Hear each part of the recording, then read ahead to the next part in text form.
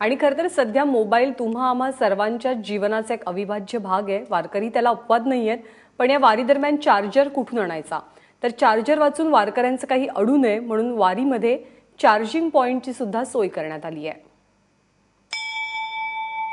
इतक्या दिवसांपासून सगळे वारकरी पंढरीच्या दिशेने निघालेले आहेत. मोबाईल प्रत्येकाची गरजेची गोष्ट झालेली आहे आणि त्याच्यासाठी चार्जिंग पण आणि त्याची सोय देखील आपल्याला वारीमध्ये दिसते. आपण बघूया. बघू शकताय तुम्ही, पण एकही प्लग सुटलेला नाहीये. प्रत्येक ठिकाणी आपल्याला चार्जिंगचे पॉइंट दिसत आहेत. वेगवेगळे मोबाईल आहेत आणि त्याची सोय सुद्धा आहे.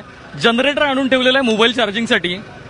ही सोय करणारा आपल्याकडे वारकरी आहे, त्याच्याशी आपण गप्पा मारूया. कधीपासून करताय हे? 5 वर्ष लागली झाली. करायची. 5 वर्ष सगळ्या वारकऱ्यांसाठी आम्ही मोफत सेवा देतो. मोफत सेवा देता. म्हणजे आता कसं आहे, बाकी समजा 20-30 रुपये घेत असेल ना, आम्ही फक्त 10 रुपये घेतो. तर आपलं फक्त रॉकेट सुटलं आमचं तरी बाद झालं. अशा हिशोबाने आम्ही काम करतो. कुठले आहात तुम्ही?